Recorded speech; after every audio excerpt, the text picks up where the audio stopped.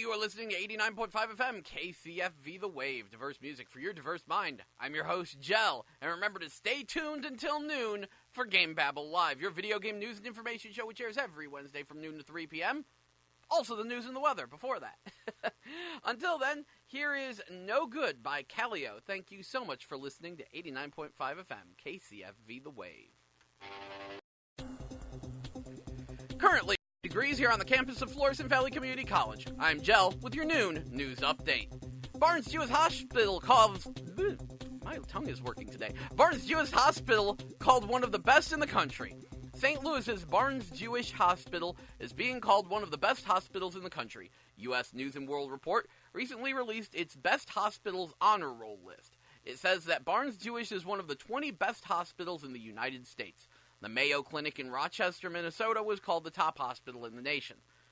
Blues get new minor league affiliate. The St. Louis Blues have a new minor league affiliate. The Blues announced yesterday that they have reached an agreement with the Tulsa Oilers of the Eastern Coast Hockey League. The Oilers have a one-year deal with the Blues for the 2017-2018 season. Single tickets for Symphony go on sale. Single show tickets to see the St. Louis Symphony Orchestra are now on sale. The tickets to this season's individual concerts went on sale yesterday.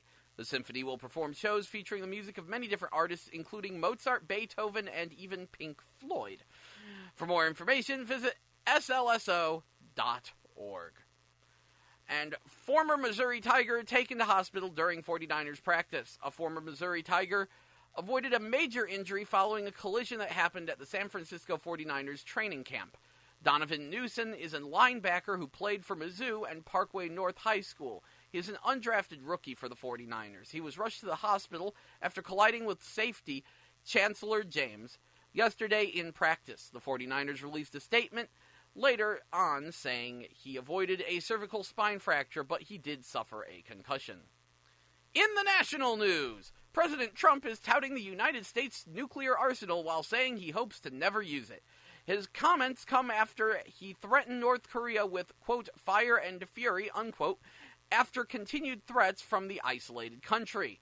Trump took to Twitter this morning saying, quote, my first order as president was to renovate and modernize our nuclear arsenal. His comments come following reports North Korea can make a nuclear warhead small enough to fit on a ballistic missile. After Trump's threats, North Korea said they're considering a missile strike near Guam. Republican and Democrats have differing views on President Trump's threats against North Korea. House Minority Leader Nancy Pelosi slammed Trump, saying fire and fury demonstrates weakness, not strength of purpose. Meanwhile, Republican Senator Lindsey Graham says President Trump has drawn a, quote, red line, unquote, on North Korea. Meanwhile, the FBI raided the home of President Trump's former campaign chairman Paul Manafort in July. Agents confiscated documents and other materials from Manafort's home. The raid took place a day after Manafort met voluntarily with the staff of the Senate Intelligence Committee. The FBI has been working with special counsel Robert Mueller in the investigation of Russia's meddling in the 2016 presidential election. And Uber could be closing out or selling its car leasing operations by the end of this year. CNBC reports the ride-hailing giant is planning to sell the business to a partner, shut it down, or consolidate to make it more efficient. Pulling back the leasing business could affect about 500 of Uber's 15,000 employees. And now, on to the weather. Today, it is mostly sunny, high of 87, low of 69. And that's actually the warmest it's going to be for a bit. Oh, wait, no, that's tomorrow. Tomorrow, we are looking at mostly sunny, mostly cloudy once again, high of 88, low of 71. Moving on to Friday, we'll be looking at it being partly cloudy with a high of 87, low of 67. Saturday, high of 86, low of 68. It'll be partly cloudy. But Sunday, we might have some scattered thunderstorms as the temperature drops to a high of 83, low of 67. Monday, partly cloudy, high of 84, low of 66. Tuesday, high of 86, low of 65. Still partly cloudy. Wednesday, mostly sunny, high of 84, low of 68. So basically, for the next quite a few days, it's going to be a bit cloudy, and the weather will be in about the mid-80s or so, and the lows will, be in the mid to high 60s. So, weather's getting pretty nice. We're in that nice little in-between zone between summer and fall. You remember to enroll for your classes and stuff. I don't know if that's still open or not. Maybe it is. But yeah, it's we're getting to that fall. Anyway, that concludes our news and weather.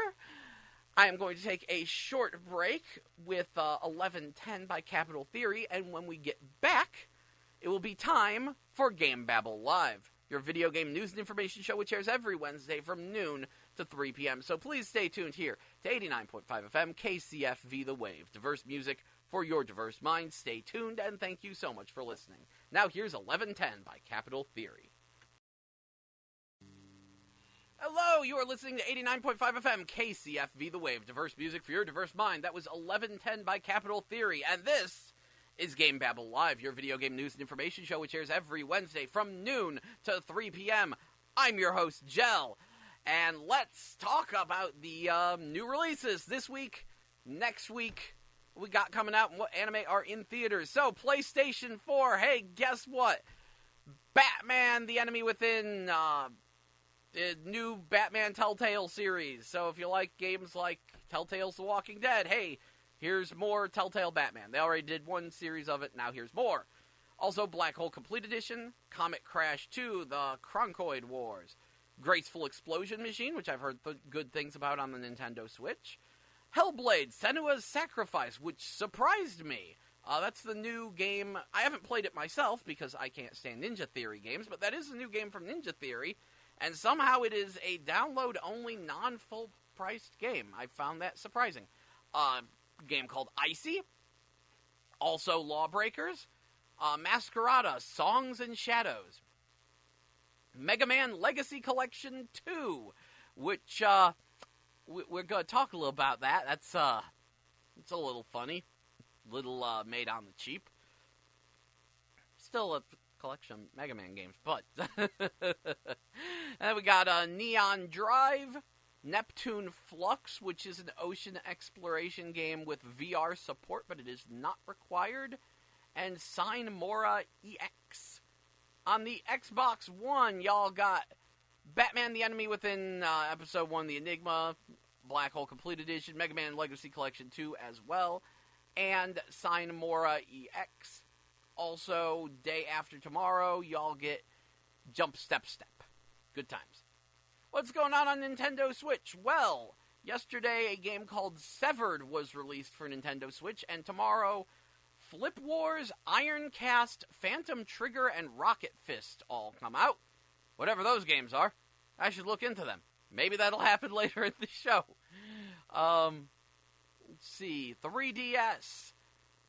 Tomorrow it is getting Elmanage Original, which is also on the PSP and Steam. It is a dungeon crawler, and I would love to look into how the 3DS one differs, but if you like Etrian Odyssey type games, that's the kind of game it is. And PlayStation Vita, nothing came out for that.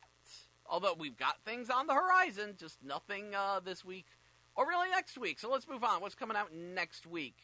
On PlayStation 4, Agents of Mayhem will be out next week, which, wow, I did not expect that coming so soon. Cities Skylines, PlayStation 4 edition, will also come out. That's a sort of SimCity-esque game. It's been on PC for a while. I've heard very good things about it. Have not played it myself. Matterfall, Nidhogg 2, which has a really weird visual style. Observer, Sonic Mania Collector's Edition. That's the retro classic style Sonic game. By Christopher Whitehead, I believe his name is. Guy who put together that Sonic CD thing. The PS3, Xbox 360 Sonic CD. Yeah, that was not an emulation. This Chris Whitehead guy actually rebuilt the entire game from scratch. So he probably knows how to make a Sonic game better than Sega does. So they let him make a retro-style Sonic game called Sonic Mania. And there's a good amount of hype for that. Also, Sudden Strike 4 and the console release of Undertale is next week. Also, next Friday, Rogue Stormer's World to the West supposedly will come out. Both of those have been delayed a whole bunch. So, grain of salt. And Zero Escape, Zero Time Dilemma. Those will all be hitting PS4 next week. How about that Xbox One? Well, next week, Xbox One has Agents of Mayhem to look forward to as well, along with Observer and Sonic Mania. Also Rogue Stormers and World to the West. Moving on to the Nintendo Switch. Next week, they got Sonic Mania and Troll and I. Good times, and the 3DS will be getting nothing next week. Nothing new on 3DS next week. And that concludes our new game report. Now on to anime in theaters. First of all, August 11th, so that's like Friday. In This Corner of the World will be in theaters. It looks very artsy and neat, and for some reason it's like August 11th only, possibly too artsy. Anyway, moving on to next Monday, August 14th, and then Wednesday the 16th, and then Saturday the 19th. I know, very weird schedule. Fairy Tail Dragon Cry will be in theaters. Movie based on the anime series Fairy Tail, which I have not watched any of. But, boy howdy, there's a movie going to be in theaters. I might watch it. I don't know. Just because it's an anime movie in theaters. That'd probably be pretty fun. And then Laputa Castle in the Sky will be August 27th and 28th. And also, well worth noting, is that August 14th, so next Monday at 7:30, Batman and Harley Quinn will be in theaters. Another DC animated movie. Looks fun. One showing only, 7:30, probably a Fathom event. Looks like it'll be everywhere, but yeah, one showing August 14th, 7:30 p.m., if you are interested. Either way, this concludes our new games, new games coming out, new games that came out report, along with our anime in theaters report, which, yeah, wow, a whole bunch this month. It's crazy. So, yeah, when we get back, we will discuss the fact that, congratulations, everyone, we made it. We have found the summer game drought, at least for a minute. I'm kind of surprised about Agents of Mayhem. But we found the summer game drought. It is finally here. And that means this is going to be a weird episode. But until we get back to that weird episode, we've got Maybe Baby by 7 Shot Screamers here on 89.5 FM KCFV The Wave. Diverse music for your diverse mind. Hello, you're listening to 89.5 FM KCFV The Wave. Diverse music for your diverse mind. I'm your host, Jell, and this is GameBabble Live, your video game news and information show, which airs every Wednesday from noon to 3 p.m., and we are here in the summer game drought. Because some things came out, but unfortunately, I don't care about Ninja Theory games. I really don't. They've burned me every time. I just don't like them. So now, here I am, just being like, wow, sure is a time. So let's get started. First of all, I mentioned that Mega Man Legacy 2 being a slightly lazy port. Yeah, on the PlayStation 4 version of the game, when you start up those games, it still says licensed by Nintendo. Which, normally when people do collections like that, they scrub that out. Nope, just straight emulation. So we got PS4 games licensed by Nintendo. Ain't that awkward? Probably, it should be Xbox One games as well. Let's see, what else is coming out? Let's see. Oh, the guy who made that, Metroid 2 fan remake thing that got pulled down by Nintendo, yeah, apparently he's working on the new Ori game on Xbox One, so that's nice. That's real nice. Gundam Versus has a US beta coming September 2nd through the 4th. You'll be able to download a demo version of the game and play it online for free for that period of time, give you a good idea what that game is like, which is good because Gundam Versus is awesome. Unfortunately, I don't usually say you need an arcade stick for a game, but Gundam Versus you kind of need an arcade stick for. It is a very strangely laid out game. Then again, I think this one's designed for PS4, so maybe the button layout will make more sense. We'll see when we get there. Either way, the Gundam Versus games are freaking amazing. If you've ever played Gotcha Force on the GameCube, all like 2 of you, yeah, it's that. It's literally running on the same engine. If you've never played Gotcha Force, whoo, buddy. Because that is one of those games that became legendarily expensive because no one bought it when it came out, and it's super awesome. But Gundam Versus is very much built on that same engine, and it's sort of the modern-day Virtual-On, because Sega just doesn't seem to make Virtual-On anymore for reasons beyond human comprehension. Also, let's see. In Japan, Dragon Quest 1, 2, and 3 are being released on 3DS and PS4, and this is significant because it means that all of the Dragon Quest games can now be played on 3DS. Whole mainline series. 1, 2, 3, 4, 5, 6, 7, 8, 9, 10, and... Can 10 be played on 3DS? Maybe not 10, but 11. 10's an MMO. That's why I questioned that one. But 1, 2, 3, 4, 5, 6, 7, 8, 9, and 11 can definitely be played on 3DS. You get... And that's super awesome, except that Dragon Quest 1, 2, and 3 are ports of the Android versions of the game, which is kind of fine for 3, but 1 and 2 look like super jank. Super really jank. It's not the best. Also, hey, speaking of closed betas, Dissidia Final Fantasy NT closed beta begins August 26th. Well, that's yet another beta on the horizon. And...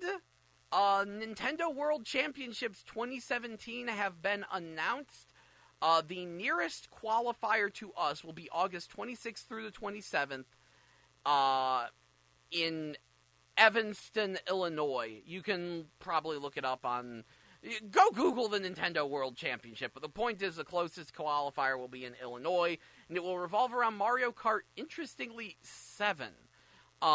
Younger players will be tasked with getting through a time trial of one of the courses using Mario in a standard kart with standard wheels and a standard glider, while older players will be told to use Bowser in one of the Bowser's Castle courses. And, the qualifier will be doing time trials of that, and whoever gets the fastest time will be signed up for the actual Nintendo World Championship. Certainly not something I'm going to worry about, but it is kind of cool that Nintendo's doing the Nintendo World Championship thing again. Good times, good times. Oh, hey, speaking of closed betas, it's closed beta time, everybody. You already know Dragon Ball FighterZ has its closed beta coming up. I think that's in September. I don't have the date in front of me. But also... another closed beta for Final Fantasy XV Comrades is incoming. I don't know the exact date, but that's going to happen. If you're unfamiliar, Final Fantasy XV Comrades is going to be a DLC expansion for Final Fantasy XV that lets you play it as an MMO. You'll be able to create your own character. There's already some videos of the character creation on the internet. Team up with other players and run around the world slaying things. And I know a lot of people looked at this and said, why are you doing this? You need to focus on the single-player game. Come on. But at this point, I don't know how much more the single-player Final Fantasy 15 can be improved without, like, a drastic overhaul. But, just if you've ever played Final Fantasy 15, it kind of would be better as an MMO. Because the thing with that game is that the combat wasn't bad, and the world was huge, nice, big world full of monsters to slay, and the people who enjoyed it generally said that the best part of the game was just running around the world slaying monsters, and that the worst part of the game was the story. So, with that in mind, taking Final Fantasy 15 and going, oh yeah, let's slap some netcode in there and a character creation system and turn it into a little MMO, probably the best way to go with that game. I admit, I am buying the game as soon as Comrades comes out. Because, honestly, I rented it. I played the episode Duske demo. I played the other demo. I just wasn't really feeling that game. I rented it once. I was like, yeah, it's alright. It's kind of relaxing. But couldn't get me to buy it. But Comrades expansion, I might fish one out of the bargain bin for that. I'm hoping there's some in the bargain. There's got to be some in the bargain bin. Anyway, moving right along. I think this is, I think everything else sort of leads into longer discussions, except The King of Fighters anime series, well, kind of anime series, animated series, has started. King of Fighters Destiny, which is not based on Fighters Destiny. The logo was poorly designed. It is on Steam. It can be watched for free off of Steam. And it is all bad CG. At the same time, I highly implore you, if you are a fan of King of Fighters, to watch it. Because it's kind of funny. I watched the first episode. I don't know when the second episode comes up. I'm kind of excited. Because, yeah, it is all bad CG. I would actually say the in-game models for KOF 14 kind of look better than the models for the show. But they are actually following the storyline of classic KOF very closely. Looks like the fight scenes might maybe be kind of good. I like the fact there's a bunch of references to, like, the Fatal Fury OVA series. The ones by Masami Obari. Yeah, the CG model for Terry Bogard has the metal plate on the hat like that, and the opening sequence, which shows clips from later in the series, actually shows, like, the start of the bar fight from the OVA, except done in really awful CG. So it's really looking like they're taking cues from the widely critically acclaimed Fatal Fury OVA series.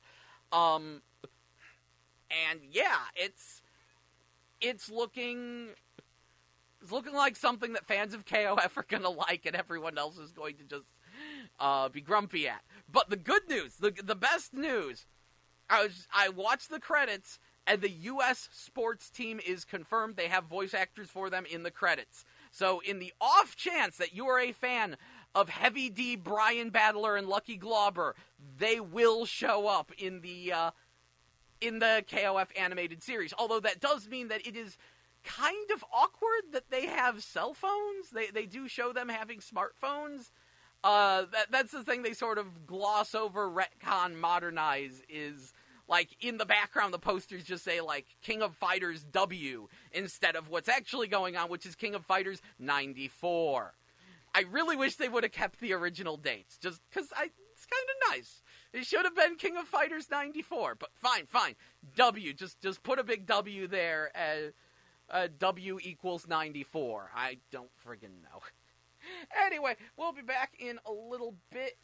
Coming up next, we've got Comeback by This Is Energy here on 89.5 FM KCFV The Wave. Diverse music for your diverse mind. Stay tuned. Thank you so much for listening, and I'll catch you after a bit of a break.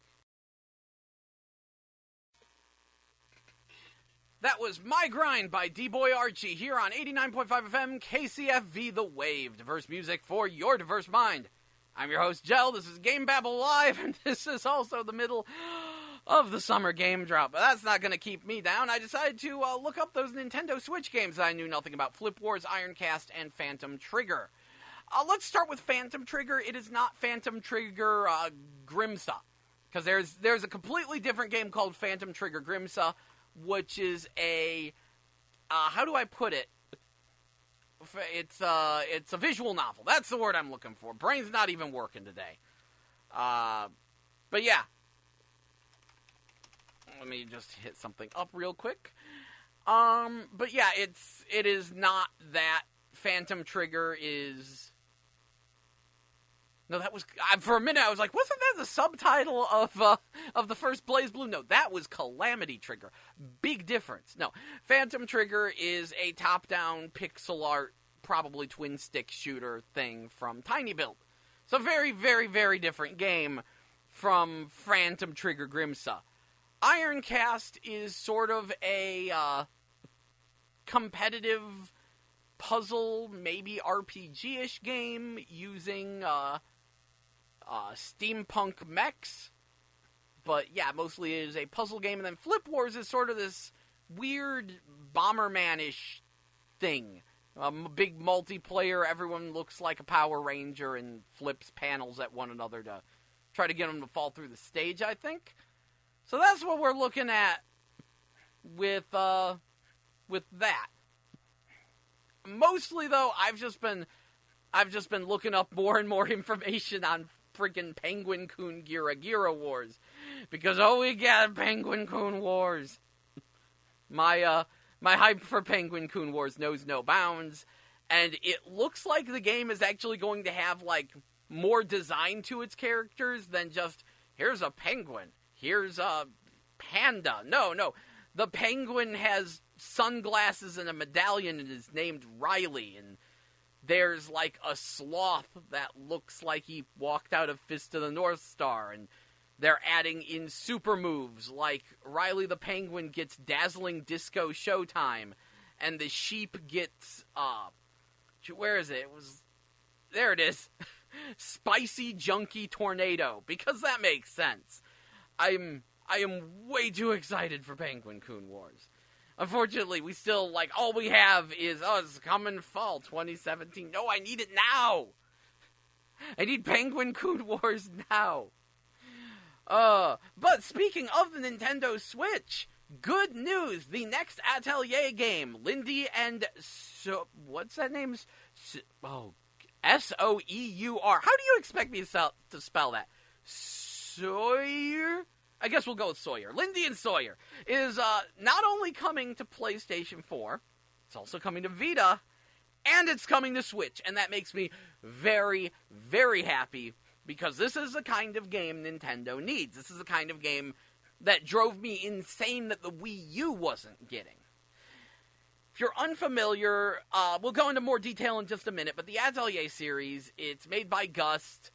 They just got bought by Koei Tecmo a few years back, but they used to hang with, like, Nippon Ichi and stuff, and basically it was a lower-budget series of JRPGs that were being released, like, PS3, PS4 simultaneously, PS3 Vita, that kind of thing.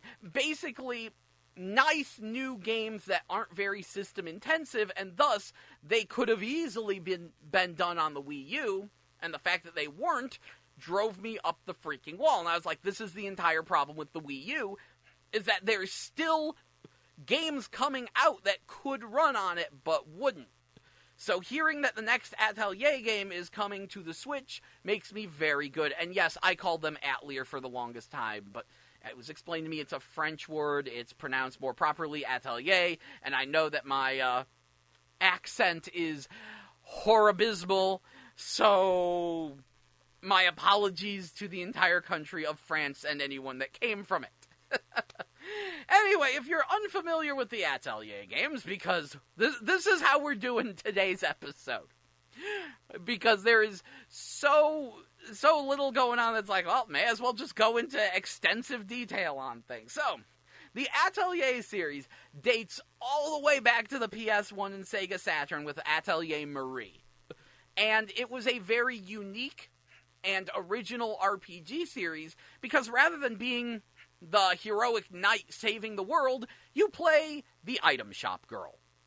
And yeah, you're an alchemist, you make items for people in town, and you go out on small quests to gather materials and create items and try to make the town a better place with your atelier, your little alchemy shop that you run. Unfortunately, these games didn't come to America for the longest time.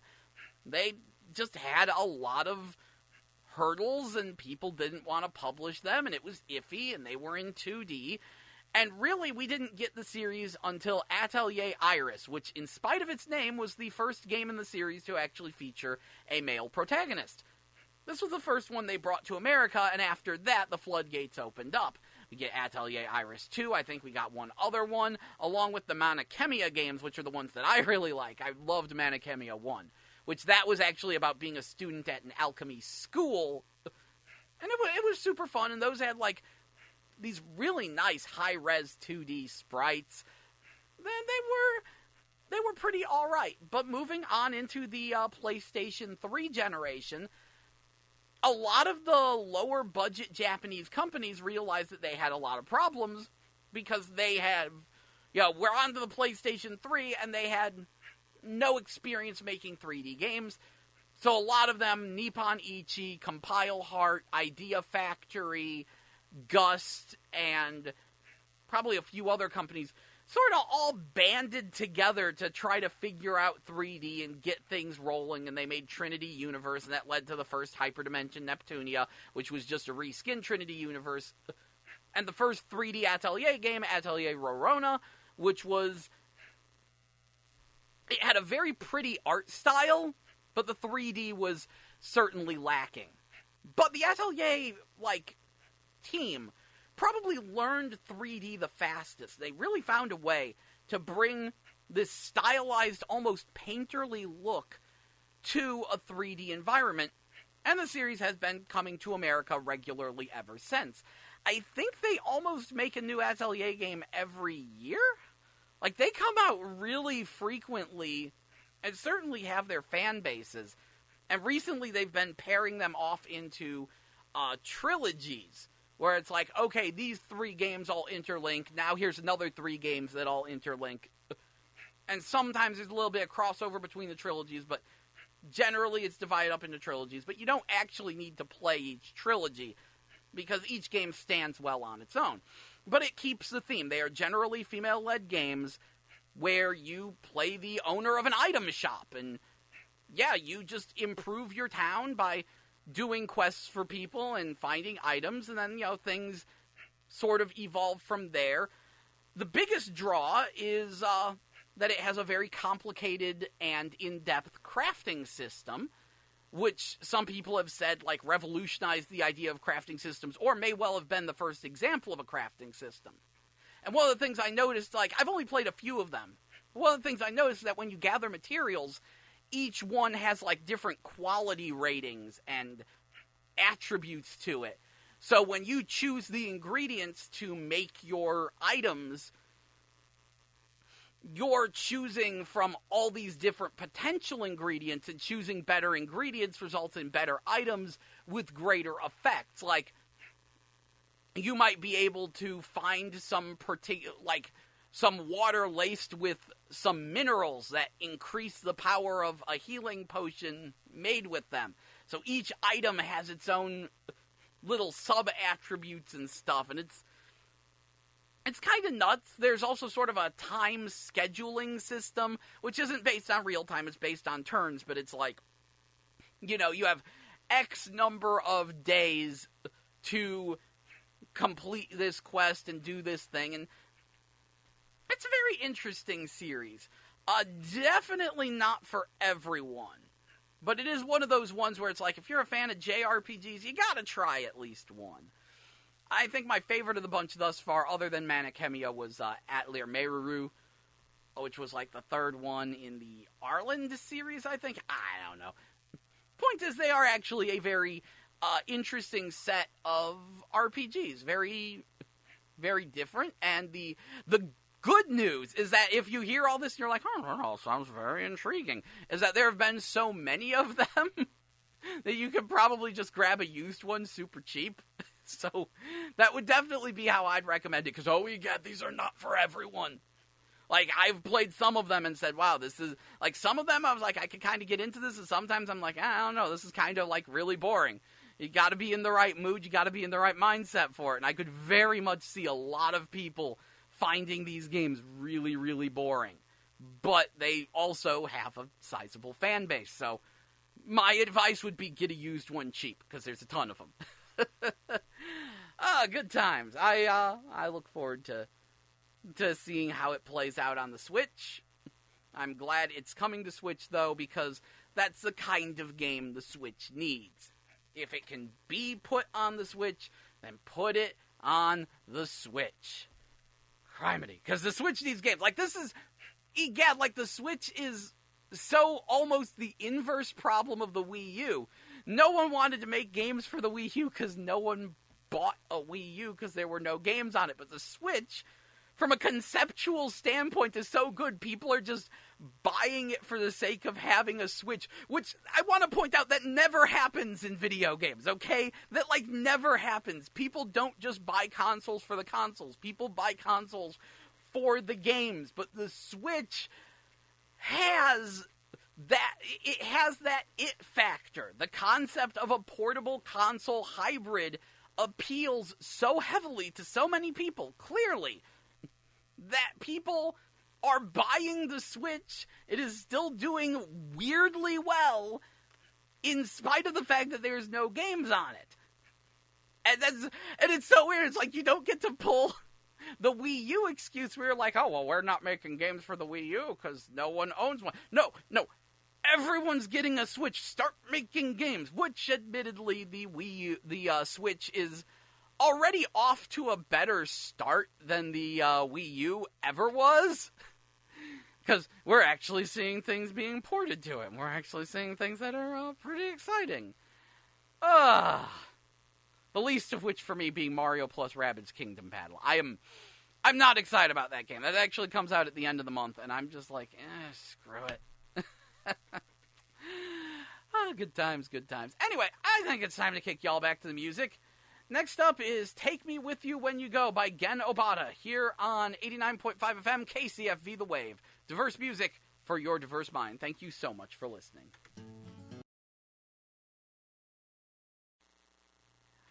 Hello, you're listening to 89.5 FM KCFV The Wave. Diverse music for your diverse mind. That was Smile by Timbaland featuring V. Bozeman. And this is GameBabble Live, your video game news and information show, which airs every Wednesday from noon to 3 p.m. I'm your host, Jell, and, well, let's see, where shall we begin? Well, first of all, yeah, Dynasty Warriors 9 is certainly shaping up to be interesting. If you haven't heard, they're actually going to try to make the next Dynasty Warriors game like a fully open world game with lots of freedom. I always appreciate when they try to do things like this, even when sometimes they fall flat on their faces. The Dynasty Warriors series, the people who make it know that it tends to feel kind of static, like it isn't evolving. And sometimes they make great strides in trying to evolve the series. I can't blame them for being iffy on that, because Dynasty Warriors 6 was abysmal. That was the last time they really tried it. And nobody liked Dynasty Warriors 6, because all their attempts to make that game fresh and new wound up making it even shallower and worse and more generic, and it was awful. But Dynasty Warriors 9 is promising to have a big open world and a greater degree of freedom. And yeah, we're seeing some... It's interesting, because for the most part, we haven't seen too many, like, drastic character redesigns. Everyone's looking normal, except for some reason, people are reporting that Da Qiao looks like Jing Kai. In fact, I looked at the picture, and if that's supposed to be Da Qiao, I actually don't believe it. I think the picture was mislabeled, because it's coming from a Japanese magazine. They're using their Japanese names. Maybe they got them confused. Because that looks like Jing Kai. That does not look like Da Qiao, if that's the character I think they're talking about. I'm very baffled why they would make such a drastic change, and it also makes me wonder what Sha Qiao looks like, but I can't find any information on this.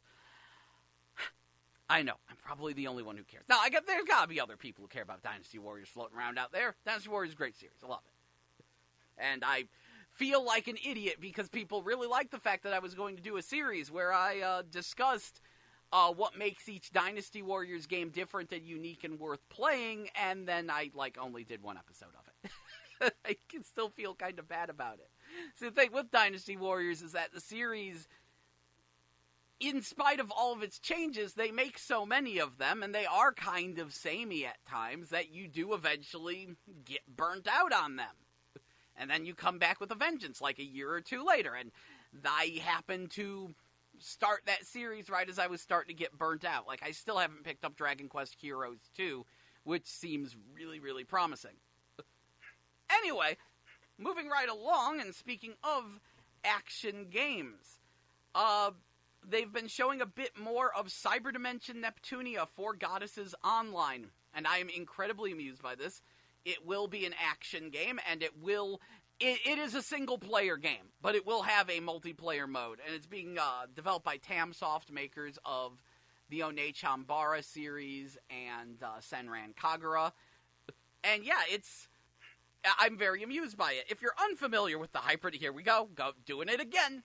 If you're unfamiliar with the Hyperdimension Neptunia series, well, remember back a few years when everyone loved drawing, like, different video game consoles as cute girls, all the console tans? Well, that kind of thing, it's the kind of thing you look at and you go, wow, I kind of wish they'd make a video game about that, but unfortunately, you got all those licensing issues.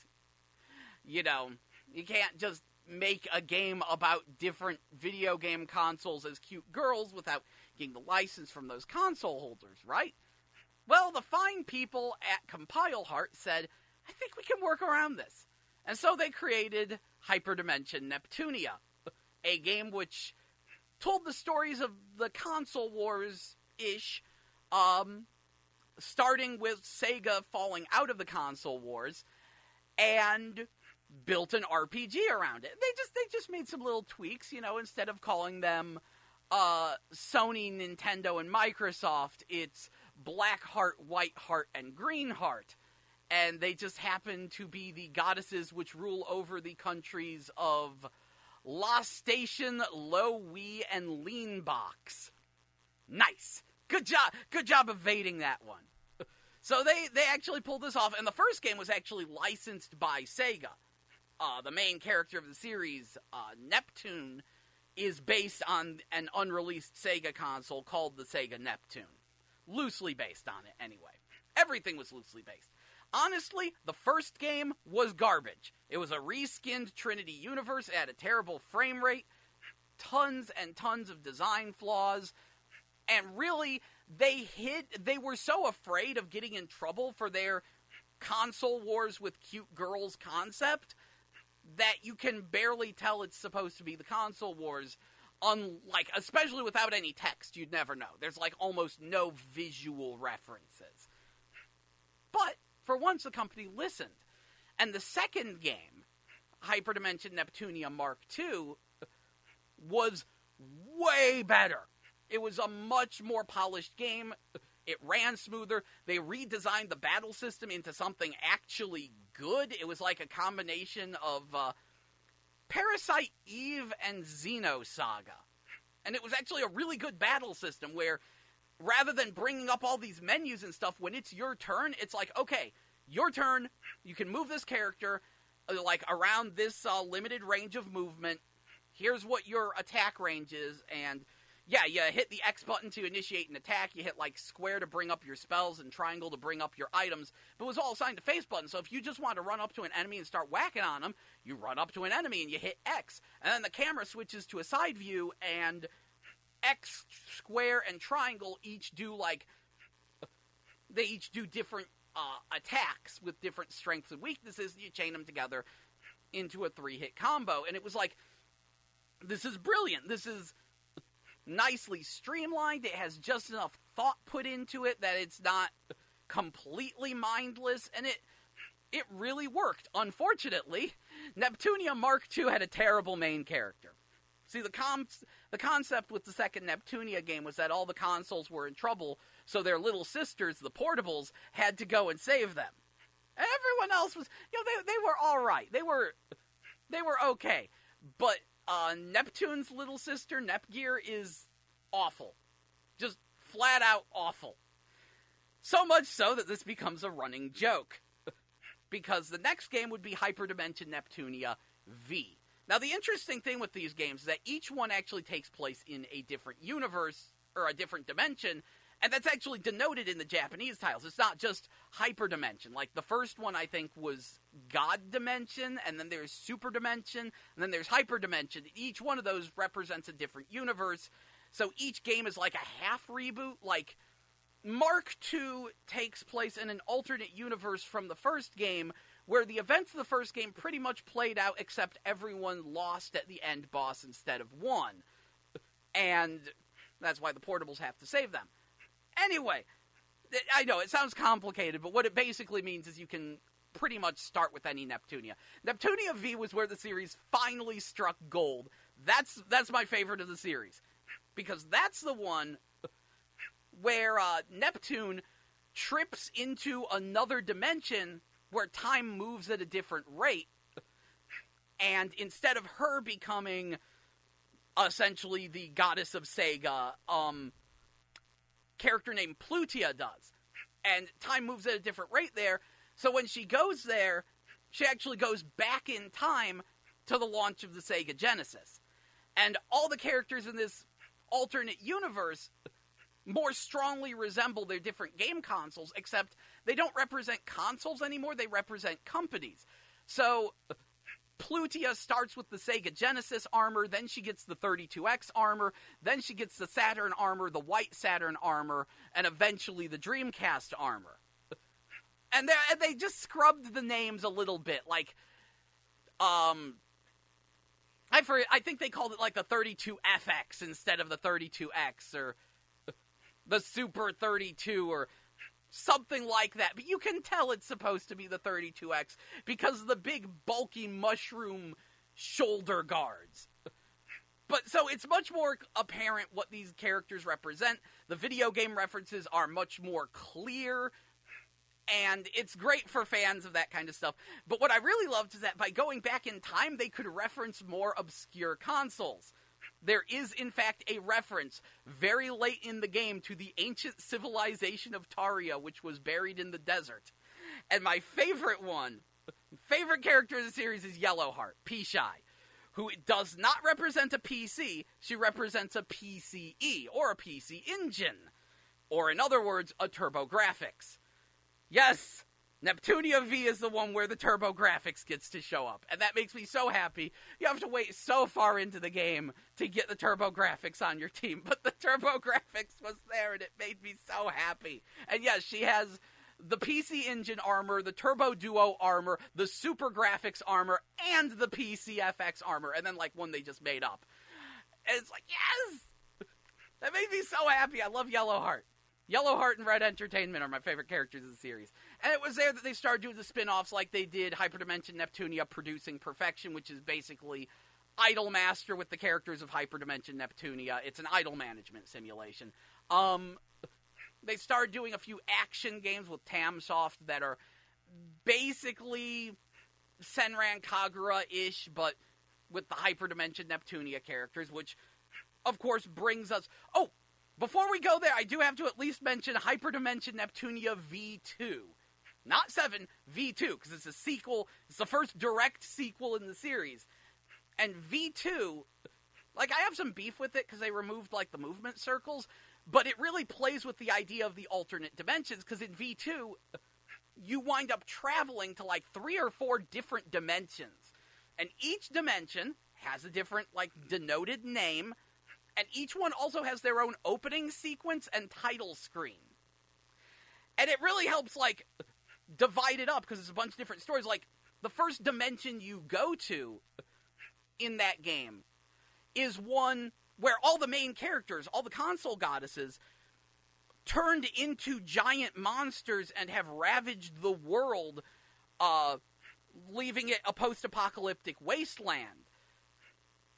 With, like, pretty much only the Dreamcast and her friend, who's basically Seaman, desperately trying to save the world. And then, like, the console goddesses from this alternate dimension come in there, and they start working in this post-apocalyptic world. And then you go into another world, and it's like, wow, that's actually a really fun concept, doing all these different what-if scenarios, playing with all that. And there is also a animated series. They did do an anime, based mostly on V, with maybe a few tweaks here and there. Anyway, one of the running jokes in the series is that the goddess of Leanbox, Greenheart, Vert, she really, really loves MMORPGs. And throughout the entire series, they mentioned that her favorite MMO is a game called Four Goddesses Online. Well, they're finally, in a way, making that game with Cyberdimension Neptunia, Four Goddesses Online, with the twist, of course, being that they are pulling a Sword Art Online, where everyone gets trapped inside of the MMO, and they make this clear because there's actually a character who is a beta tester for the game named Kiria. It's female Kirito. Like, they aren't even hiding it. It's like, no, that's the joke. The joke is that female Kirito is a character in Cyberdimension Neptunia Four Goddesses Online, because we're going to do Sword Art Online except Neptunia. They're like, okay, that sounds fun, and it's going to have online multiplayer, and I'm excited to see how that turns out. And, oh, yeah, I think they said they're just going to flat out release that on PC, like, as soon as it comes to America, rather than waiting.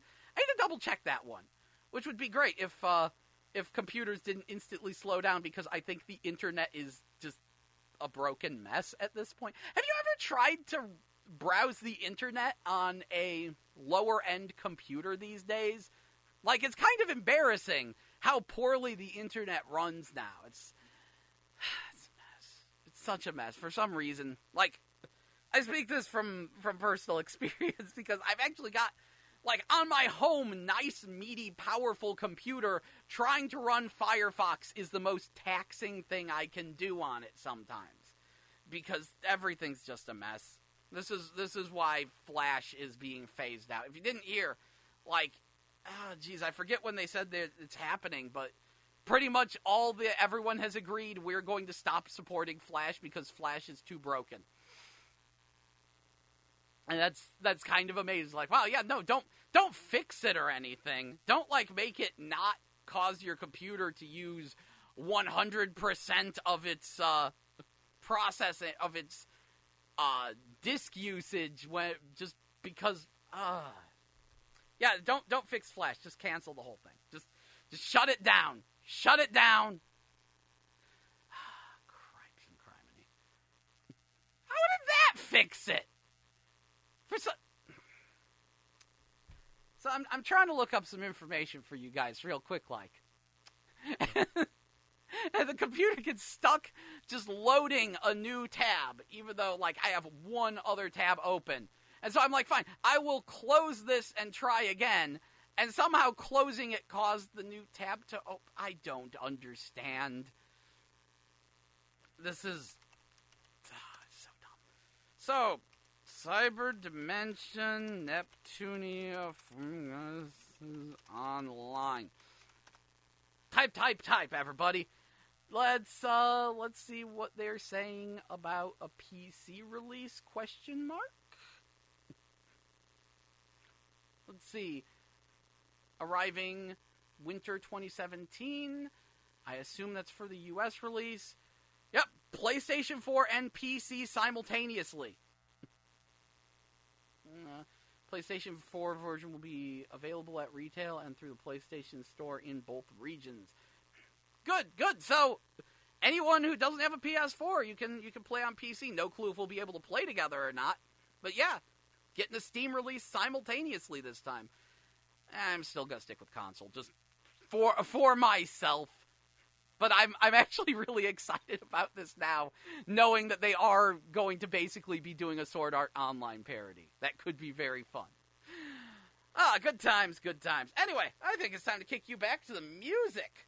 So, coming up next is Get Right by Jimmy Eat World, here on 89.5 FM KCFV The Wave. Diverse music for your diverse mind. Thank you so much for listening.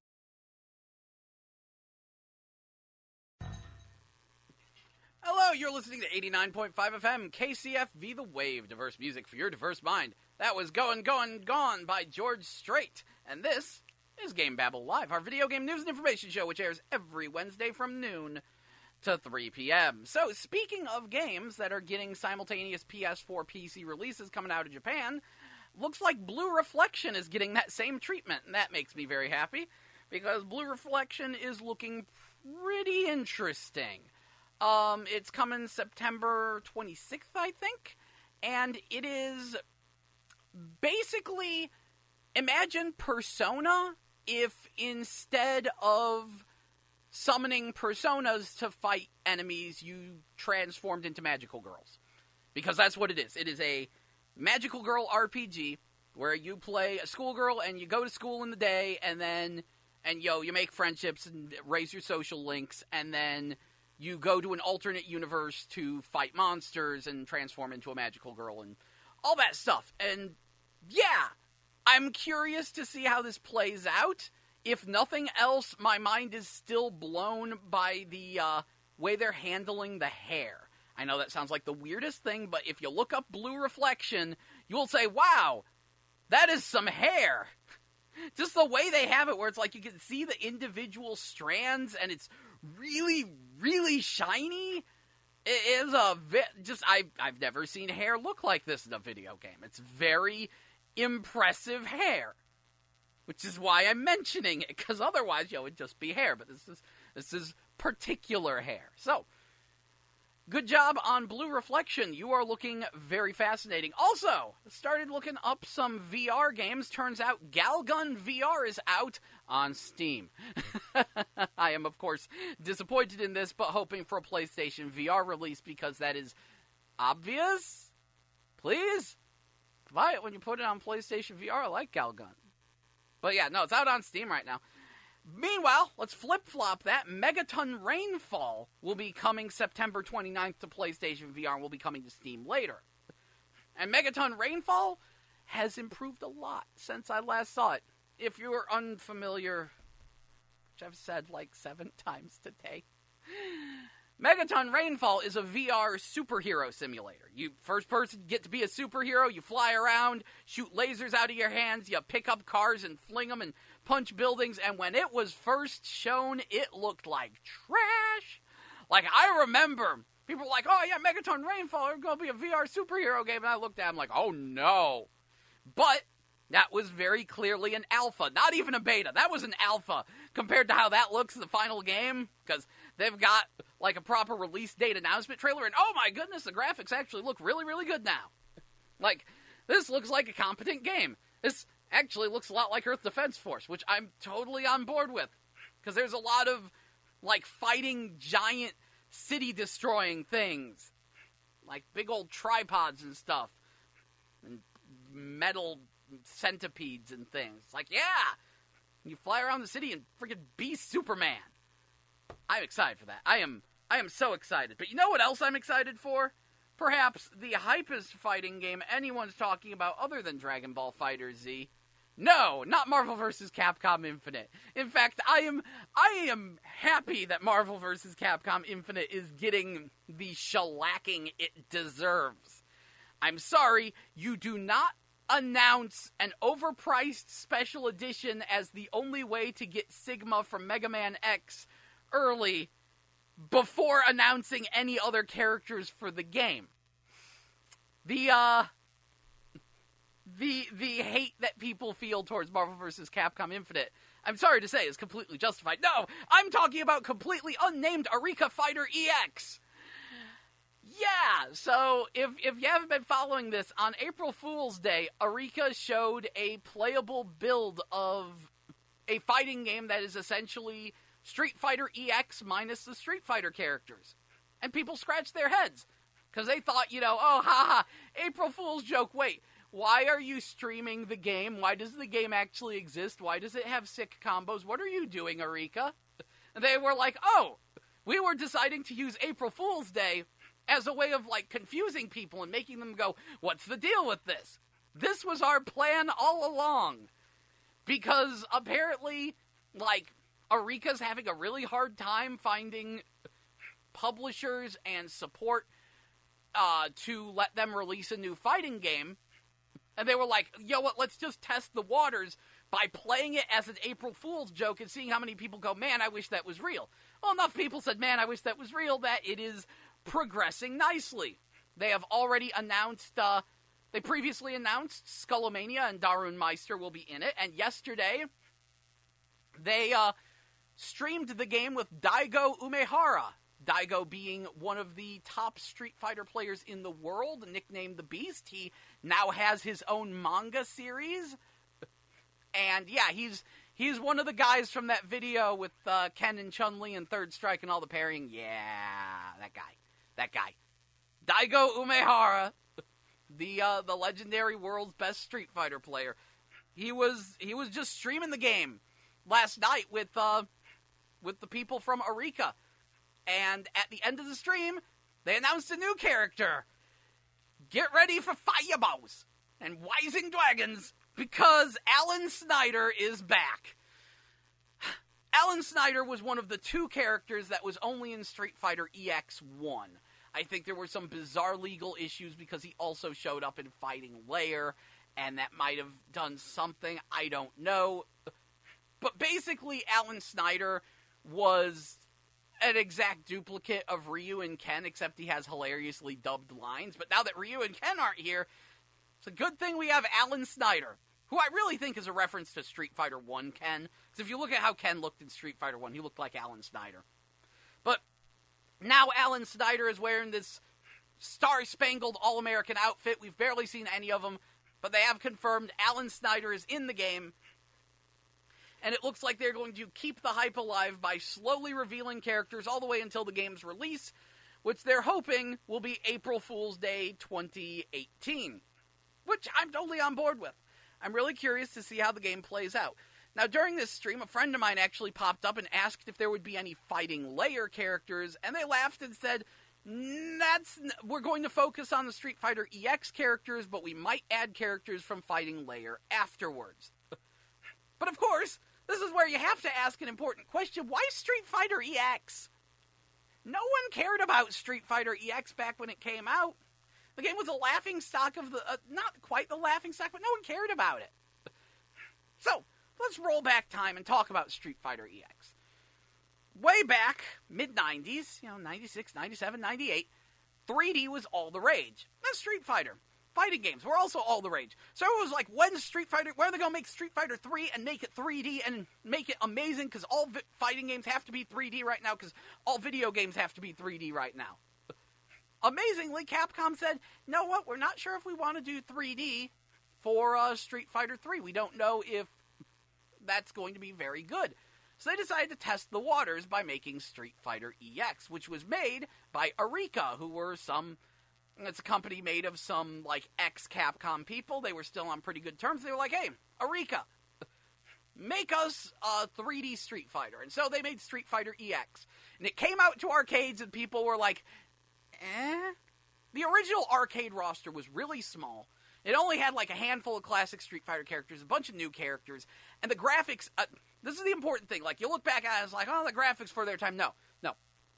For their time, those graphics were bad. I remember when that game came out, and everyone was like, these graphics don't look good. This game's kind of ugly. And so people made fun of it, especially because the home release was called Street Fighter EX Plus Alpha, which is one of the most ridiculous titles for a game. The Plus Alpha means Sakura is in it now. That's literally what it means. But they added a lot more characters to the home release, and people were like, okay, so it's Street Fighter in 3D, but you can't actually move in 3D, and the 3D is ugly, and no one cared. It wasn't until years later that Street Fighter EX would begin to be rediscovered. Around the time when Street Fighter 4 was coming out, a lot of people still remembered Street Fighter EX as being bad. And they said, oh, I hope Street Fighter 4 isn't as bad as Street Fighter EX. And a few people said, EX wasn't that bad. Whatever, But, Street Fighter 4 comes out, and it's pretty good. It's not Street Fighter EX, but over time, people started to give EX a second chance, and now looking back on it, I kind of think Street Fighter EX was better than Street Fighter 4 by a lot. It's kind of faster and more responsive and generally more fun to play.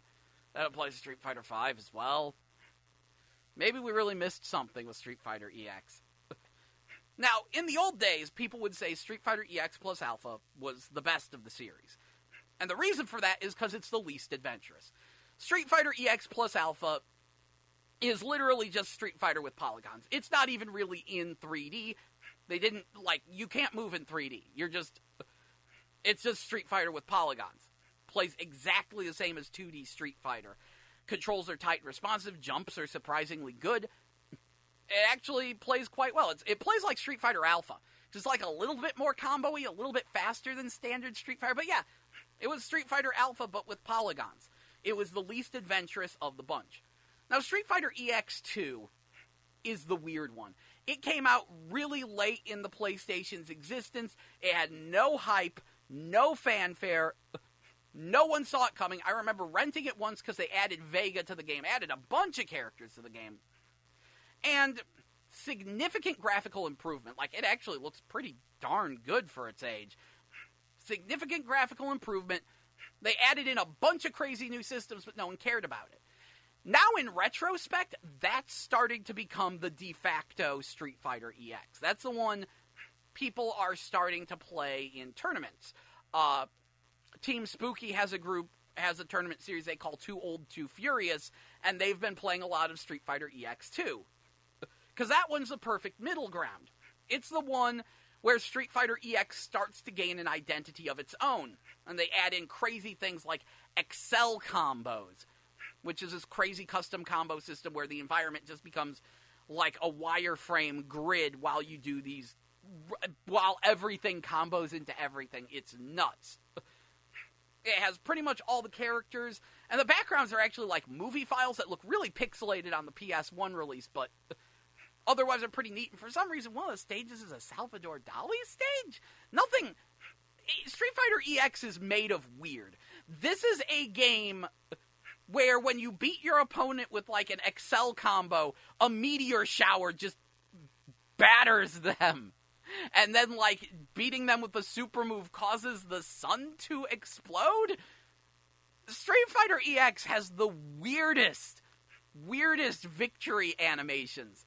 That's not even getting into EX3's where when you win with a super, a giant statue of Ashura flies out of nowhere. But yeah, EX2, that's the one that's starting to get a lot of hype. And unfortunately, that means it's become the most expensive of the bunch. But please, I beg of you, do not pay exorbitant prices for EX2.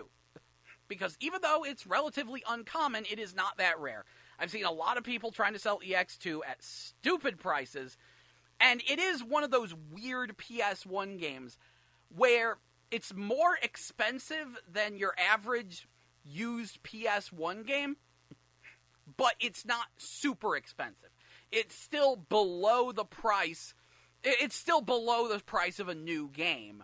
It's just more expensive than you'd think it would be. I'm not allowed to say prices on the air, but that should give you an idea of the zone that Street Fighter EX2 generally sells at.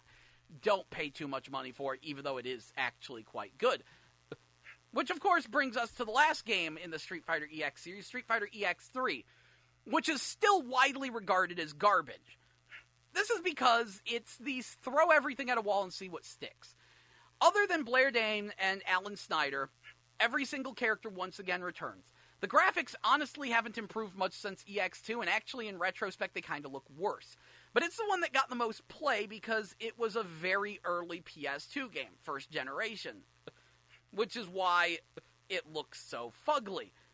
But it's the one that did just the weirdest thing. Like, it's very clear in EX3 they didn't really test and balance the game, and they just threw in whatever crazy modes they could as fast as they could. It hasn't actually changed that much since EX2, except that they didn't really test for balance. And what I mean by crazy modes, okay, when you start the single-player game, you can actually play like the arcade mode 2-player co-op. But when you start the single-player game, the first match is you versus 3 other opponents simultaneously. And whoever you beat last asks to join your team. And then the second match is a 2-on-2 tag battle, complete with team-up moves. And whoever you beat there also asks to join your team. Then you fight Garuda, and it's 2-on-1 simultaneously with, like, one of the characters of your choice. And it just keeps going from there. It has this weird 4-player simultaneous mode. It has a crazy tag battle mode. It has all these crazy modes. It's like none of them are balanced, and the graphics definitely look worse. I'm sure it's like somehow buggier than EX2. But that was EX3, and I think it gets more crap than it deserves. The good news is EX3 is still cheap. Like, in fact, EX3 was so widely distributed and so widely played that it's the cheapest of the bunch.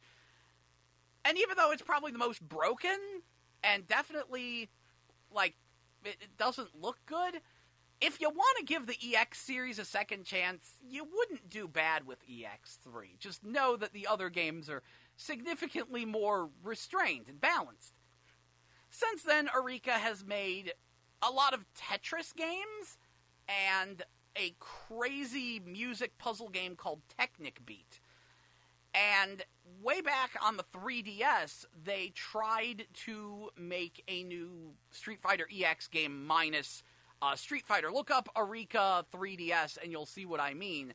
on YouTube, because there's footage of it, that basically the game they're trying to sell now on PS4, they tried to sell it once on 3DS and it didn't get anywhere. But on PS4, it has started to generate hype, and that makes me very happy, because honestly, the game looks fun.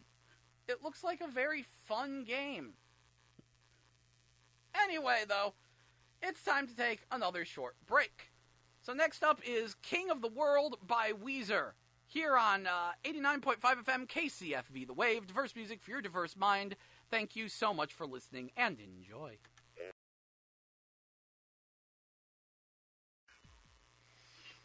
Hello, you're listening to 89.5 FM KCFV The Wave, diverse music for your diverse mind. That was Put the Pistol Down by C Sharp, and this is GameBabble Live, our video game news and information show, which airs every Wednesday from noon to 3 p.m. I'm your host, Jell, and we are in the middle of the summer game drought, although we've got Agents of Mayhem coming out next week. That's actually quite surprising.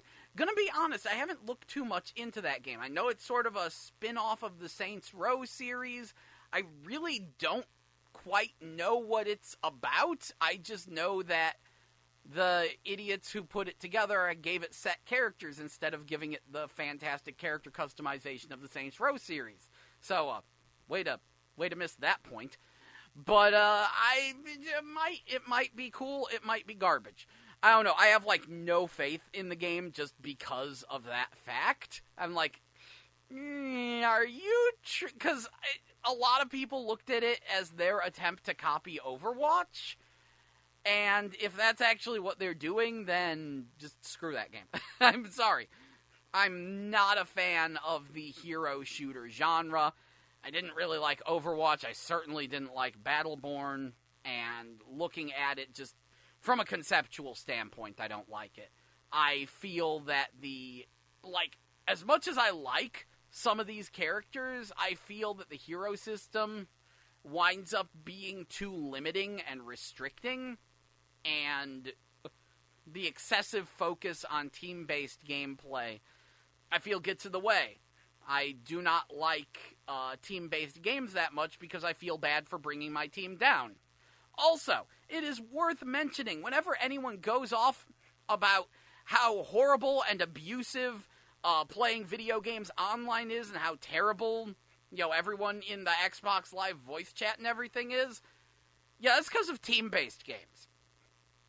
Because the problem with team-based games is that your success or failure depends not just on you, but on your entire team. Meaning that if you have a bad player on your team, they drag you down. And meaning that if you have a gigantic ego and are stupid, that instead of actually taking responsibility for your own inadequacies, you'll just blame the entire rest of the team for sucking because you're just the best player ever and you always win when you don't have all these mouth breathers on your team. It happens every time. If I did a survey of it, it's you're going to get the most verbal abuse in team-based games.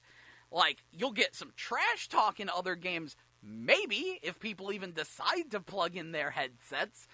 But it's team-based games where you are going to get the most verbal abuse. Period. It's just a fact, and it's a fact because of that kind of factor. And in a weird way, I kind of sympathize with the egotistical jagoffs who sit there, complaining about all of their teammates being terrible, because I know that when I start the game, I'm terrible and I'm dragging my team down, and I feel bad about that. I don't have this issue in Splatoon due to its game design, but in everything else, yes.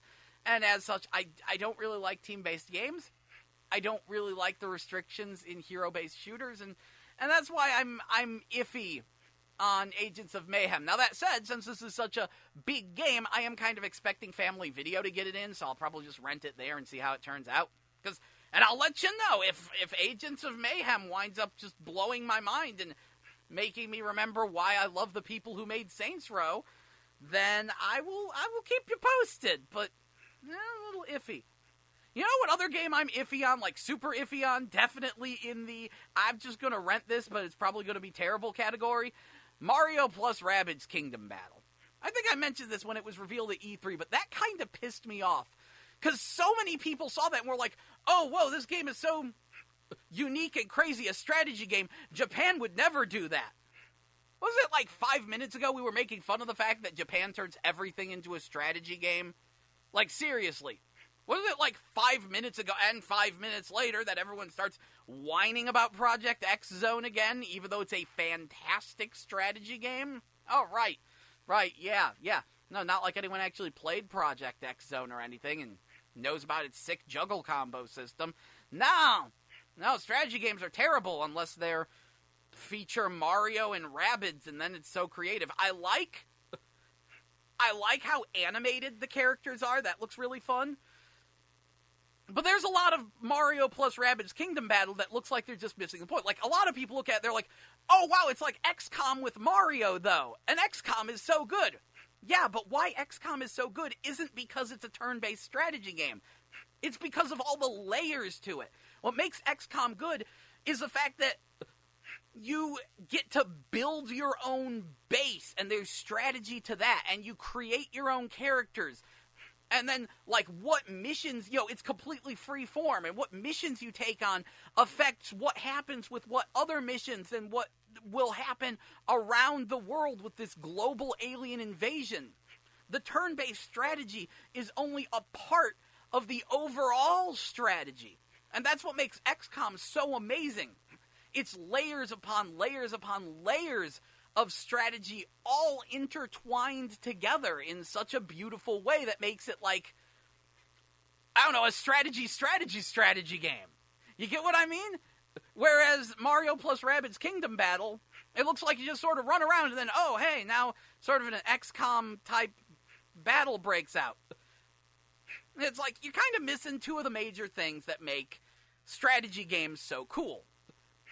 One of them is like character creation and customization and class changing and all that. Your Final Fantasy Tactics type stuff where you can just recruit random soldiers and change their classes and customize them. Maybe you can do that with the Rabbids, but I'm honestly not 100% sure. The other thing is when you do a game like this, when you do a strategy game, you can cram a ton of characters in there. That's why Project X Zone is a strategy game. That's why Super Robot Wars is a strategy game. You could just cram all these characters in there. Generally speaking, strategy games have loads and loads of characters. And all I've seen is like Mario, Luigi, Peach, and a pile of Rabbids. And I'm like, obviously I'm like, where's Daisy? Where's Daisy? Where are the literal pile of, oh yeah, Yoshi was shown too, but it's like, where's the literal pile of other Mario characters you could have put in there? Where's some Kongs? Where are the Kongs at? Get all the Kongs in there. You can have a Kong strategy game. Where's like the random, like, generic Mario villain characters you could recruit? Like, why don't I have any Koopa Troopas in my troop? Why don't I have any Shy Guys? That's the kind of stuff that would get me excited. And maybe they just haven't shown that. Maybe they're leaving some surprises for us. But in general, I feel like a Mario strategy game should have a roster more akin to Mario Sluggers. What was it? Mario Super Sluggers, the Wii one.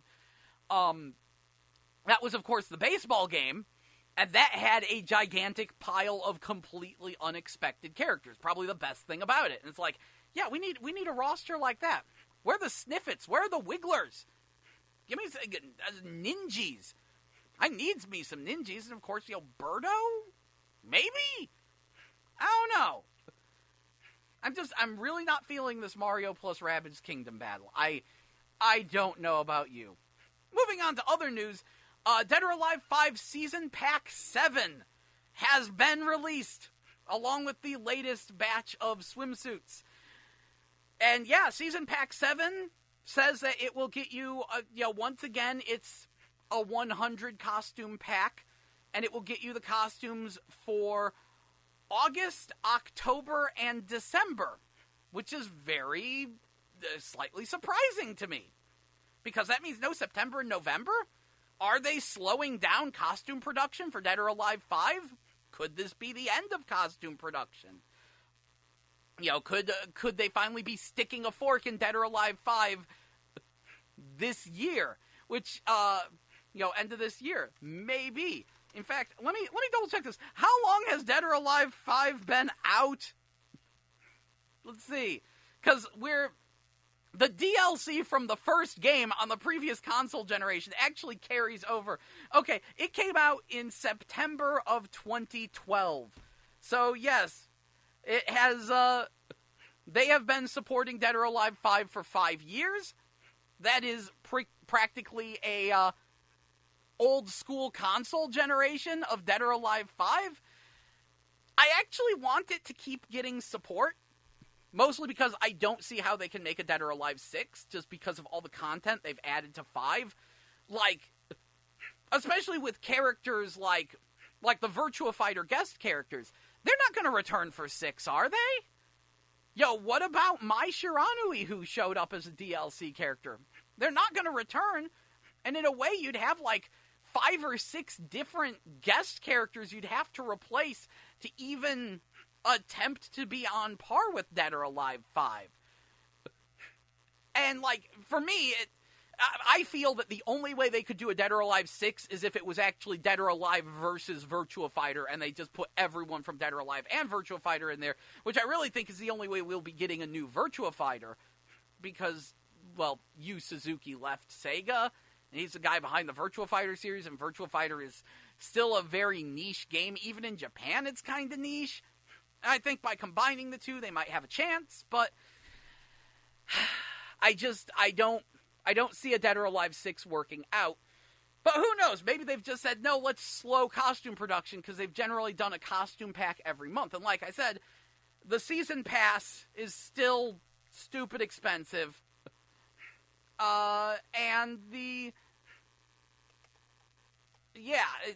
It's still stupid expensive. It's still like 105 costumes that you're pre-ordering. So maybe they're just like, hey, let's take more time and put more costumes in each month's pack. I'm cool with that. Of course, I'm most excited about the October pack, because once again, they did do the fan costume design contest for October for the Halloween costumes. Fingers crossed my Lisa dressed as a genie makes the cut this time. I've submitted her every year. Fingers crossed! I like Dead or Alive 5. I haven't played it in a while, but I still respect that game. Because in my mind, that's the game that did DLC right. And I know a lot of people look at it and be like, but that's hundreds upon hundreds of dollars worth of DLC for Dead or Alive 5. Yeah, and it came out over the course of 5 years, and pretty much none of it is necessary, and the price tag on each individual piece is very, very low, and they do fan costume design contests, so this wasn't, all just planned ahead of time. Yeah, no, that's kind of the right way to do Dead or Alive 5. I can't complain about them having over 50 costumes per character that you can buy. What I can complain about is the fact that the timer on the character select screen is still way too short to pick your costume. All the stupid things. So yeah. Yeah, that's where I'm at with that. That is. I'm going to kick you back to the music. Here's That's My Girl by Fifth Harmony, here on 89.5 FM KCFV The Wave. Diverse music for your diverse mind. Please listen and enjoy. Thank you so much. Hello, you're listening to 89.5 FM KCFV The Wave. Diverse music for your diverse mind. I'm your host, Jell, and that was Dope by T.I. featuring Marsha Ambrosius. And this is GameBabble Live, your video game news and information show, which airs every Wednesday from noon to 3 p.m., meaning we are in the final stretch of the show, which is good because, oh, egad, summer game drought. Finally hit it. I mean, I guess that Hellblade thing might kind of count as a thing this week, but honestly, it has been a surprisingly active summer for releases, but we finally hit a decent, 2-week slump. So, what have I been playing? Well, in a weird way, it's seeming like Fire Pro Wrestling World is becoming the game of the summer. Though it's in early access right now. And I really would like some cleanup on the character creation engine. I am very much enjoying it, which is funny because I really can't comment too much on the gameplay. Funniest thing about Fire Pro is that a lot of people play it by not playing it. You see, Fire Pro, in its character creation, actually has an in-depth AI builder. So that way you can customize how your wrestler behaves. And most people, a lot of people, just customize their wrestler's behavior and pit the computer-controlled wrestler against other ones. In fact, you can even do that online. There is an online versus mode where it's like, just use the AI. Okay. Which, that's actually pretty fascinating. And it's the kind of thing that's really got me hopping down the rabbit hole of the wrestling game community. Because some people play wrestling games because they like wrestling, and a lot of them play wrestling games just because they have incredibly in-depth character customization. I never watched VGCW before, but that was an interesting little microcosm in and of itself. VGCW was a show that was streamed on Twitch where people took one of the old WWE games, like I think the last one released on 360 and PS3, and pitted wrestlers based on different video game characters against one another. And they used, like, the build-a-story mode thing to write entire storylines. They, like, live commentated on the match and did a pretty darn good job. It was some pretty professional commentating. And it was rather popular for a while, but unfortunately, since they shut the servers down for that game, and the newer wrestling games do not have the same amount of character customization options because, of course, moving to a new engine with new models and stuff meant nuking pretty much all the old content, so they still have to build themselves back up to even get close to that. So yeah, the VGCW had to retire, and they did like a final showing. But a lot of people are really wondering if they'll come back with Fire Pro, even though Fire Pro doesn't have a story mode builder, which is definitely a problem. And I kind of hope maybe they'll add one in. The character customization in Fire Pro is nuts, and you don't see it at first. At first, the character creation is a complete mess, utterly unworkable. You don't know what's going on, but the fun thing is that it uses Steam Workshop to upload and download characters. So you can browse the custom characters in Fire Pro Wrestling World without owning the game. I highly implore that you do, because the stuff people are making is amazing. Even if you don't have the game, just seeing what people can put together. And it becomes even more impressive when you actually look at the character creation and what you're supposed to be capable of versus what people are actually pulling off. Like right now, one of the top-rated wrestlers is someone made Krang from Teenage Mutant Ninja Turtles. And I don't know how they pulled that off. Well, I've got an idea. But it's like, you made Krang? And it's like near perfect? How? And like just the wrestlers that are in there are insane. Like the entire cast of Saturday Night Slam Masters is in there.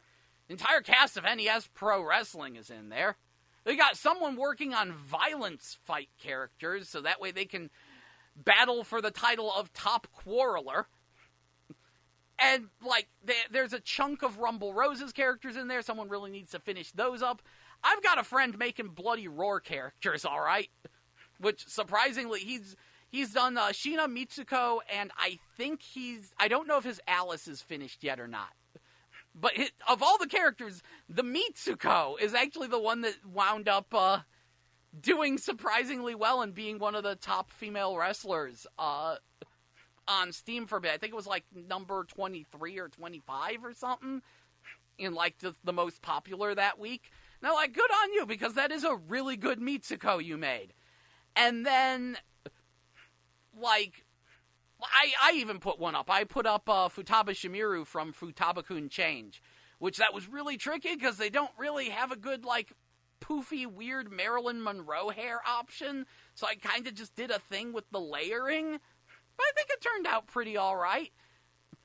And yeah, just the things people are making in Fire Pro are really impressive, and it's just funny because Fire Pro is not exactly the prettiest wrestling game. It's not ugly.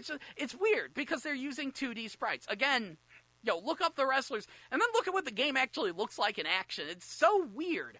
But they tried to go 3D, and it just didn't quite work out for Fire Pro. In a weird way, it being just 2D rotating marionette sprite things winds up working in Fire Pro's favor, and certainly gives it a unique flavor, because who the heck else is making 2D wrestling games? And yeah, just it's kind of nuts. It'll be coming to PS4 eventually, but I gotta be honest, I don't know the point of owning it on PS4.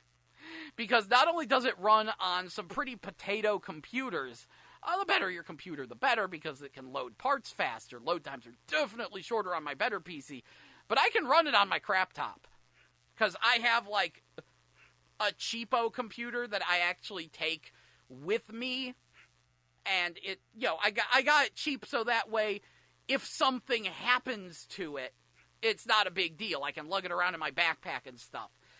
And it can run even on this computer. And on top of that, since early access is on Steam, and the Steam Workshop's on Steam, there are already thousands upon thousands of custom wrestlers people have made. Pretty much any real-life wrestler you can think of anywhere in the world, someone has made them. Any character from a wrestling video game, very high chance someone has made them. Any character from a fighting game, we working on that. Same thing with comics and all other fiction. And if you're wondering, yes, someone has made both Tommy Wiseau and Neil Breen for that. And I don't know how they did that Neil Breen, because that face looks perfect. I didn't know they had a Neil Breen face option, but they've got Neil Breen. You can play as Neil Breen and have him fight Tommy Wiseau, and it's the best wrestling match you could ever have. Like, it is nuts what people are pulling off in this game, and it makes me very happy. I kind of just like browsing the character creations and seeing people's creativity. And also, like, each character is like 16 kilobytes to download.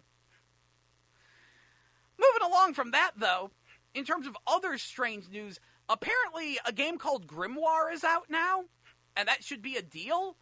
Because Grimoire is some kind of dungeon crawler. It was originally designed as a sequel to Wizardry 7. It was going like... Okay.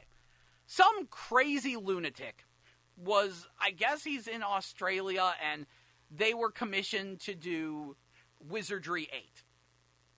But the Wizardry 8 production went completely off the rails. The contract got canceled, and Surtac, makers of Wizardry, got someone else to do Wizardry 8. But this guy decided to just build his own Wizardry 7 successor, and he has been working on it for 25 years. And he's very eccentric, and the game is very, very old. It uses MIDI music, like, old in bassness. Like, it's been, the way he put it, the game has been in development for so long that it has become, that it went from being top of the line to outdated to retro classy during its development time. So it is a very old style game, and I'm very iffy on it. Like, I was this close to picking it up, and then I thought about it. I was like, well, this is supposed to be a sequel to Wizardry 7. I liked Wizardry 8. Because I dug Wizardry 8 out of a bargain bin eons ago. Played it and loved it more than, like, any other Wizardry game. And so I just went out and picked that up, and I'm working on, like, doing some custom face sprites. But Wizardry 8, like, really works for me. And a lot of that is because even though it's a first-person dungeon crawler, they have animated character portraits that talk to one another, even though they're custom characters. You get to choose their personality and their voice. And they'll pop out and they'll, like, talk to one another and emote and stuff. And scream during battle. And it's like, yeah! This gives the first-person dungeon crawler so much more personality. And that got me looking into the history behind Wizardry. And wow, like, Wizardry, it dates back to 1981. It is one of the oldest RPG series. It and Ultima. In fact, that was the rivalry. In 1981 and the early 80s, the computer RPG scene, the RPG scene in general, because there were no console RPGs, the RPG scene in general was Ultima versus Wizardry. And those would become some of the most influential ground-level RPGs ever. And what's interesting is Wizardry was still inspired by a previous game, but then we have to start talking about the Plato computer networks, which, egad, I need to look into those because I think there might be an emulator for them? Question mark? The Plato computer networks were like the kind of computers that were networked together but were like only available in colleges and you could not really own one. And apparently someone had programmed a D&D game on it that was amusingly multiplayer. We actually started with multiplayer dungeon crawlers before going back and doing single player. That was sort of the idea behind Wizardry, was to take that experience and single playerify it. And Wizardry is apparently, possibly, the first RPG to have a party system. Because normally each player would play each character in an adventuring party, but here it's like, okay, it's going to be one person, but they have a party of 6 different characters and they control all of them because it's turn-based. Wizardry is supposedly the first game to do that, and it was very, very, very influential in the development of Dragon Quest and Japanese RPGs, both Wizardry and Ultima. Which actually brings us to an interesting thing. You'll remember last week I mentioned how no one knows anything about video games, and I really need to do that video. I need to make some tweaks to that to further flesh out what I mean, because I was talking to a friend last night, and we had a good time going over that concept, and he was like, yeah, you forgot the ZX Spectrum, and I'm like, crap, the ZX Spectrum. So I need to add and flesh that out more. That is the next episode on the list. On that note, before we go on, I did finish my Splatoon is Pac-Man episode. Finally updated the channel. So if you go on YouTube and you look up GameBabble Show or just GameBabble, you should be able to find my channel, the GameBabble channel, not the Gelton Z channel. Gelton Z channel is I split them off, okay? The Gelton Z channel was my original YouTube channel. That's the one where the video of me playing Connect Joyride without moving. That's the channel that was on. But it kind of became a cluttered mess because sometimes I just make videos because I want to make a video like, hey, I want to do a music video made of clips of Rumble Roses. So I put that on the Gelton Z channel, and it's like, wow, there's too many of these. They're getting in the way of me just, like, doing an actual proper edited show. And so I split that off, and there's a channel that's GameBabble Show because GameBabble was already taken, I guess, or so. I forget the exact reason why I had to name it GameBabble Show. And, like, sometimes it appears as GameBabble, sometimes it appears as GameBabble Show. Point is, look that up, maybe search Splatoon is Pac-Man, because that's the name of the video, and I did the full edited video where I explain how Splatoon is Pac-Man, and hopefully that will help you enjoy Splatoon so much more. Splatoon is awesome. But yeah, next video on the list is definitely Nobody Knows Anything About Video Games, and this segues into something very interesting. Not a lot of people know what the true influences for Japanese RPGs are, and those that do often cite a game called The Black Onyx, which the story behind that game is, like, so crazy, because it's this, like, Dutch guy fell in love with a Japanese girl, his family moved to Japan, and eventually he and the Japanese girl got married, but he was disappointed at the lack of RPGs on Japanese computer systems, so he programmed his own, and he sort of became the missionary for RPGs in Japan, except he didn't. Now, he wasn't lying. RPG games that were as fleshed out as Wizardry and Ultima were not made in Japan yet. But Hardcore Gaming 101 actually researched this and found over 10 different games that could be considered RPGs, which predated the Black Onyx, and thus calls that entire concept into question. And indeed, much of this stemmed from the fact that this guy claims, you know, he basically inspired RPGs in Japan, yet the people behind Dragon Quest, Yuji Horii and them, they cited Wizardry and Ultima more as influences than the Black Onyx into the creation of Dragon Quest. And sure enough, Wizardry and Ultima actually got so popular in, like, they had a cult fan base in Japan. Even though the games weren't released in Japan, some people, like people do today, imported them and played them in Japan, and that sort of blossomed the the JRPG genre, where they were like, let's take this and make it simpler and more accessible, and that's where JRPGs came from. But in terms of Japanese RPGs that predate all the others, the earliest known one can be found in 1982, called, Dragon and Princess, and it's very, very basic. Like, it doesn't even really have a proper level-up system, so it barely counts as an RPG. But guess who made it? Guess who made the first RPG in Japan, first known RPG in Japan, before Square Enix, before Square or Enix? Company's still in business. We were just talking about one of their games. Koei, makers of Dynasty Warriors. Thus far, they get to lay claim to the first RPG made in Japan. Congratulations, Koei, which actually makes sense because Koei's ancient history, the thing they were known for was making weirdly complicated simulation games, so them making one of the earliest RPGs in Japan makes a weird kind of sense. So good job to Koei. But this is all very interesting. Like, I implore you, I don't remember what it's called. I think the article is called Wizardry, Ultima, and the Origin of Japanese RPGs. Look that article up, because it is a splendid example of what I mean by no one knows anything about video games. Because this guy chronicles how hard it was to find any sort of information, to corroborate any of this information, how widespread the belief that the Black Onyx was the game that brought RPGs to Japan, even though, it's hard to trace so much influence behind it, though it was incredibly successful and no doubt had an impact on the Japanese RPG market. So we're running out of time, finally. But I did want to say one thing. The main reason why I started researching this and talking about this was, of course, because I picked up Wizardry 8 again. And the funniest thing about Wizardry is that the company in America, American game, in America, the company that made Wizardry made 8 Wizardry games, and they went out of business in the middle of making Wizardry 8. In Japan, there are over 30 Wizardry games.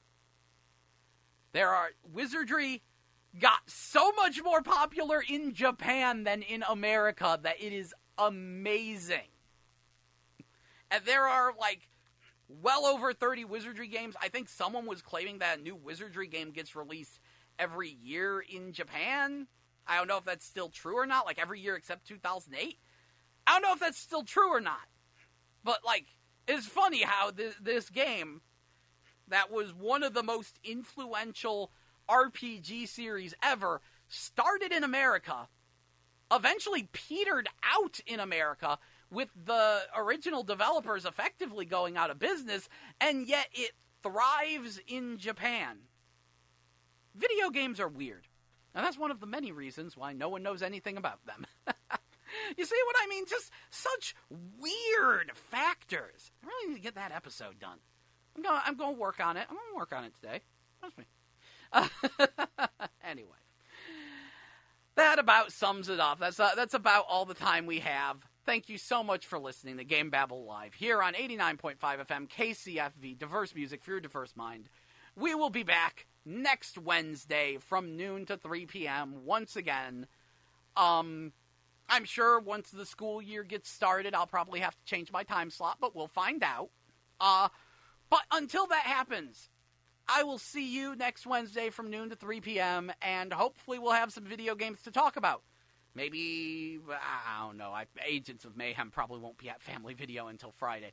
But if it gets there earlier, I will totally tell you about it. We'll see how it goes. Otherwise, I'm going to have to come up with something.